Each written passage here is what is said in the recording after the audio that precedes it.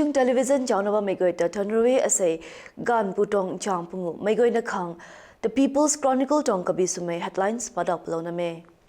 Rai Mikho former Union Home Secretary Ajay Kumar Walata Manipur Governor khang kapalo dat kante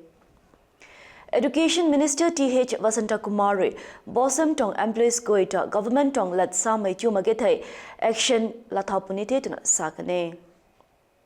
Christmas ngaigang mekho none district Churachandpur kho naila jangai meri padikna ngaigai kane ngaigang mekho form akatni charai nunri Christmas tong greetings tigang na bamme Constitution akatni democracy ta tiko khang sumei goi tato Congress re no mage tuna sakane Kangpok pe district administration re good governance week DC conference hall kho tatkai kante Kahunungri Chingneibu kapakat mai Manipur Police Personal Goiri Kandi Kang Semroi Sukhang Chamdani De Tuna Saye CLP leader Okram Ibobiri BJP Governmental Constitution Assembly Rules Law Katni Legislative Ta Kagok Mai Government De Tuna Sakante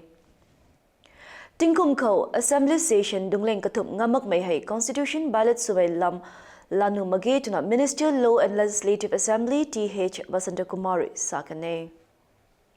CAU Imphal Ko LDC UDC Akatni Laboratory Assistant Lanime Recruitment Exam Tong Exam Center Manipur Ko Tilomak Meta Desam Tong President Ri Tanna Nunimak Mai Daukante Katangdat Ko Sports Lam Lalok Ko 9th MNCA Plate Tournament 2024-25 Taliko NCA Re SSU ta 7 wickets kumna Shadow Re RRCC ta 2 wickets ko ngamlakane 23rd State Open Cash Prize Tennis Championship 2024 Taliko Rajkumari Valeshkari U12 Girls Single Title Lakante First Men's and Women's National Physics Sports Championship 2024 Gurgaon Haranya Khotali Kho Ambari Medal Katum Lakane Katangdat Kho Tingnai Lam Lalodat Kho